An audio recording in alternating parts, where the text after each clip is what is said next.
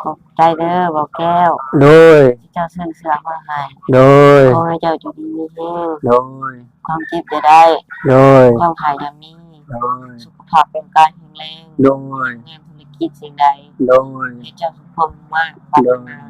อย่าเจ็บอย่าจนโดยอย่านุ่งห่มใส่โดยให้ลูกให้หลานโดยสาโดยสาธุเอาน้องพี่น้องถือว่าบ่าวแก้วก็ซื้อมาสะพายให้น้องเสื้อสำหรับเสื้อกันหนาวเนาะพี่น้อง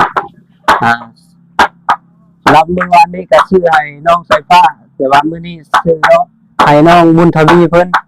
เพราะว่าบ่าวแก้วก็เบิ่งลาวน่ะบ่ได้มีเสื้อนุ่งเนาะพี่น้องมีแต่เสื้อแขนสั้นคือน้องสายฟ้าแหละ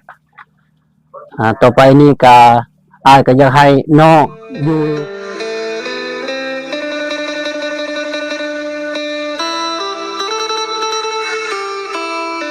สบายดีพี่น้อง FC เบิร์ดสู่คู่สู่คนสบายดีตอนเช้าๆพี่น้องโอ้ยพี่น้องเอ้ยมื้อนี้ก็อากาศก็หนาวเย็นคือเก่าพี่น้องพอวันที่21เนาะพี่น้องใครได้มีแดดส่องอยู่พี่น้องแดดส่องให้เช้านะพี่น้องตอนนี้บ่าวแก้วก็มาฮอดบ้านน้องบุญทวีกับน้องสายฟ้าเนาะพี่น้องบ่าวแก้วก็มาแต่เช้าเนาะพี่น้องตอนนี้ก็เวลาก็6 โมงปลายๆแล้วพี่น้องเนาะ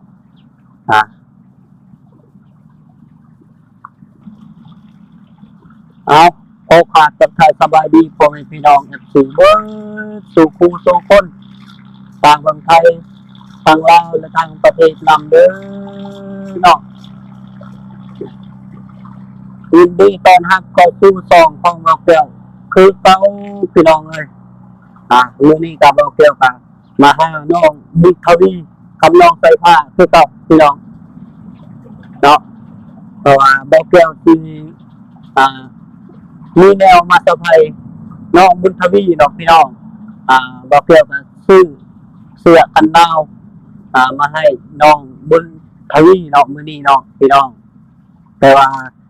สำหรับน้องสายฟ้าก็บ่าวแก้วก็ซื้อมาให้แล้วเนาะพี่น้องแต่ว่าน้องบุญทวีนี่ก็บ่าวแก้วมาเจอเมื่อวานนี่ก็เพิ่นก็บ่ได้มีเสื้อแขนยาวนุ่งเนาะพี่น้องมีแต่เสื้อแขนสั้นแล้วก็เลยบ่าวแก้วก็ซื้อมาเซอร์ไพรส์ซื้อมาให้น้องเพิ่นเนาะพี่น้องโอเคครับพี่น้องถือว่าบ่าวแก้วก็สิเข้าไปหาน้องบุญทวีเนาะพี่น้องมาฮอดแล้วพี่น้องจากน้องเฮ็ดหยังเนาะ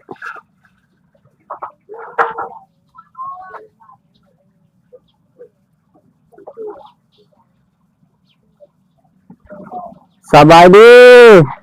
ไปดีนะลูกไปดีโดยพากันเฮ็ดหยังกันนะกินข้าวเปล่าเช้าเปล่าลี่โดยครับลงเวียกแล้วหน้าบ้านโดยไม่ป้าอาบน้ำอยู่ตัวลุงเสื้อเก่าสิไปคุดกระปูได้อยู่บ่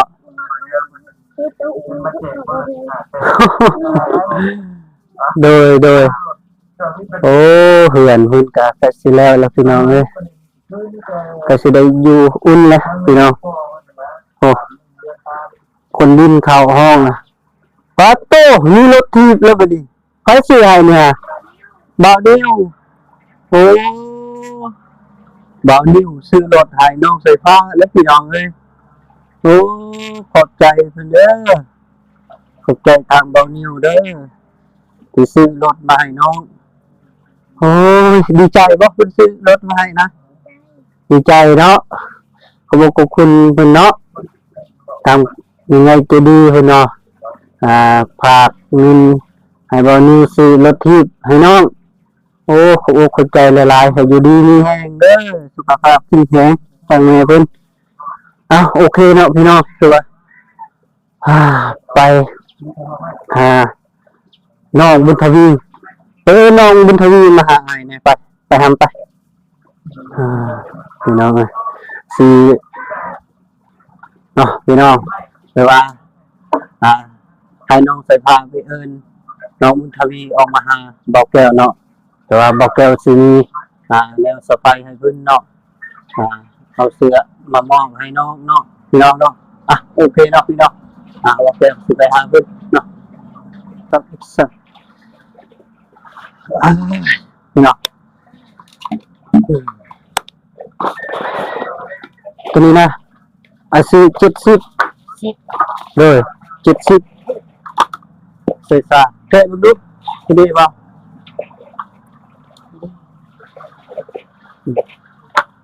ส่วนเงินที่เหลือนี่ก็เลย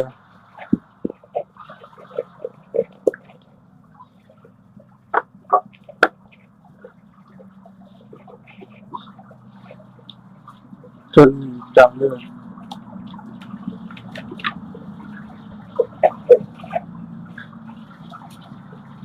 ซื้ออันนี้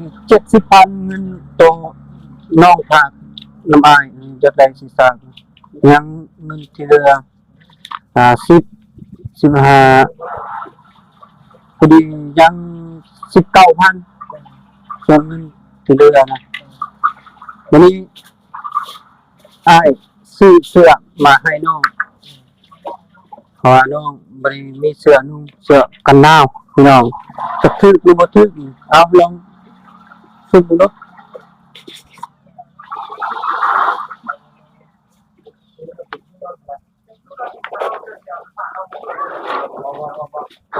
มาคุบโลโก้อันนี้บ่โอ้พี่น้องเอาลองซุปพอดีโอ้พอดีใช่แล้ว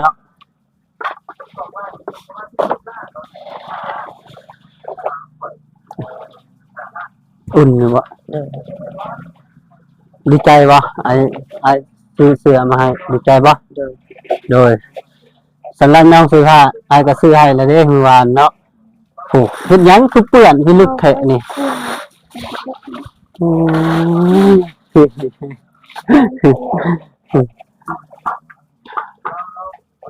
ซื้อมาให้ก็บ่ได้แพงเสื้อนี่ก็แสนสาวสำราคาเดียวกับของน้องเสื้อผ้าเมื่อวานนี่แหละมันดีขึ้นอะไรวะมันดีขึ้นอะไรคิดสิ่งนี้ใช่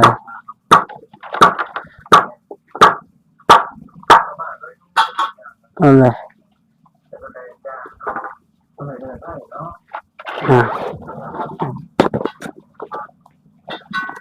ไปพอดีเลยพี่น้องเลยบอกแกซื้อประมาณก็เป๊ะกับน้องขึ้นเลยสิสาบนี่ก็เอาไว้รักษาบริเวณซื้อแล้วไปหาที่ไปตัวที่บริเวณเนาะอวยพรให้วันนี้ไปขอบใจเด้อบอกแก้วโดยเจ้าซื้อเสื้อมาให้โดยขอให้เจ้าอยู่ดีมีแห้งโดยความเจ็บจะได้โดยความหายจะมีโดยสุขภาพเป็นกายแข็งแรงโดยงานธุรกิจสิ่งใดโดยให้เจ้าสุขภาพมากปัญหาจะเจ็บจะจนโดยกินนมโฮมไส้โดยให้ลูกให้หลานโดยสาธุเอาน้องพี่น้องถือว่าบอกแก้วกับซื้อมาสะพายให้น้องเสื้อสำหรับเสื้อกันหนาวน้องพี่น้อง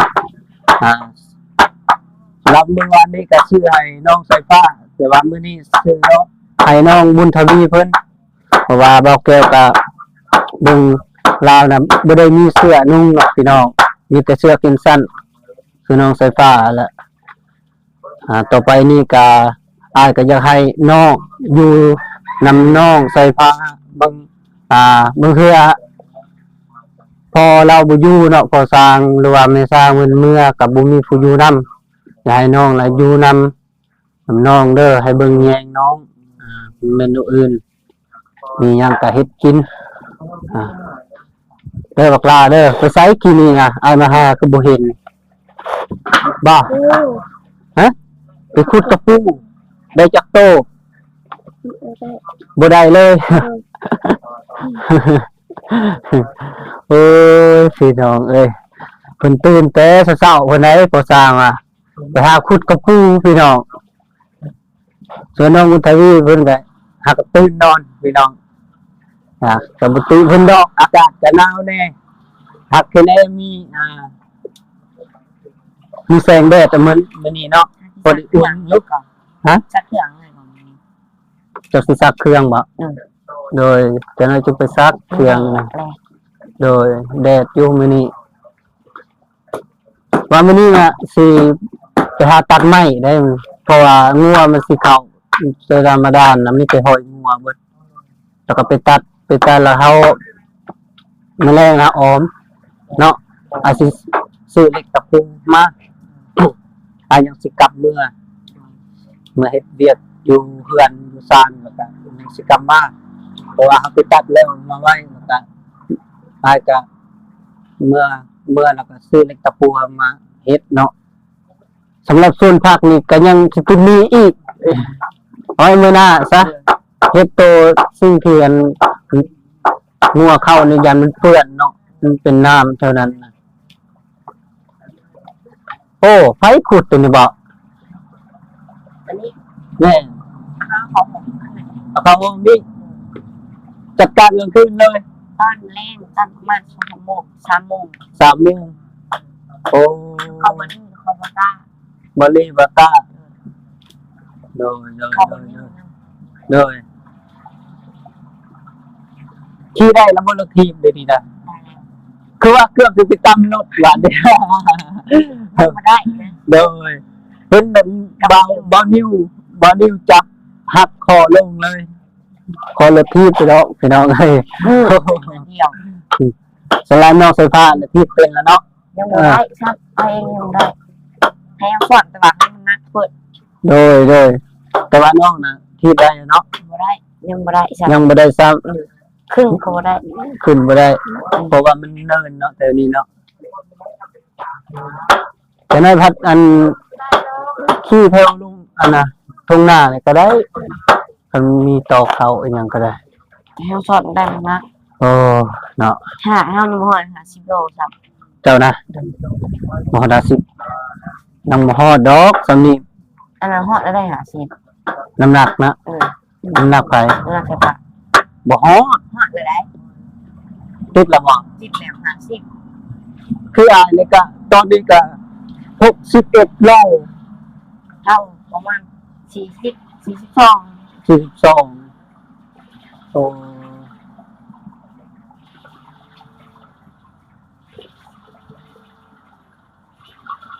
จากโมงบางดีกลับคืนนี้ 9 โมง 9 โมงไอ้ส่งมาห้ากะเราก็นั่งตอบ นั่งไม่ต้องไปกินนี่จะสิมืดแก๊สอยู่ ปลาตุ๊ก นั่งกินนี่ กินเก่งแท้ หลายคนนั่งกิน หลายคน นั่งกินนะนี่กระเบื้อง โดยเบิด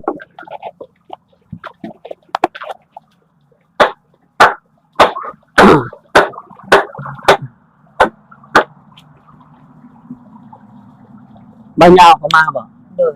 มาเนาะ บาย่างพาตุกินเลย ใบยาวยังไม่ทันเจอเทื่อเลยใบยาวก็ได้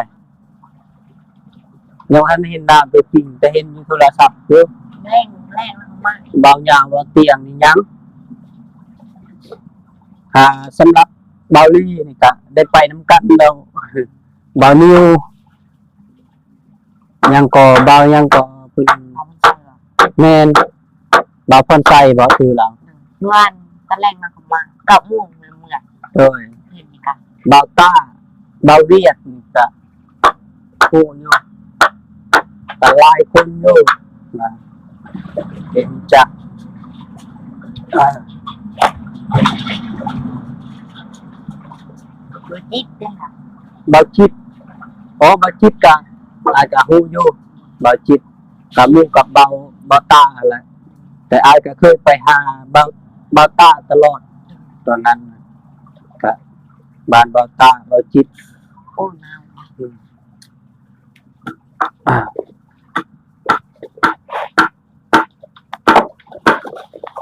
เอาข ออ่าท้ายนี้ก็คลิปเบาแก้วก็จบไว้ซะมีเนาะพี่น้องถือว่าขอขอบใจเด้อทาง FC ที่ครับเบิ่งรับชมคลิปของเบาแก้วเนาะอยู่ดีมีแฮงสุขภาพแข็งแรงเด้อขอลาก่อนเด้อ สวัสดี โดย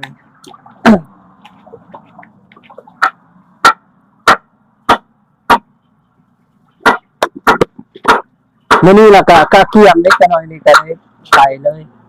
นี่อยู่บ่ผ่า นี่ ผ่านี่ผ่าจักดวงเดียวบ่ ลายดวงดี หลายดวงพอดีเลยถือไป2ดวง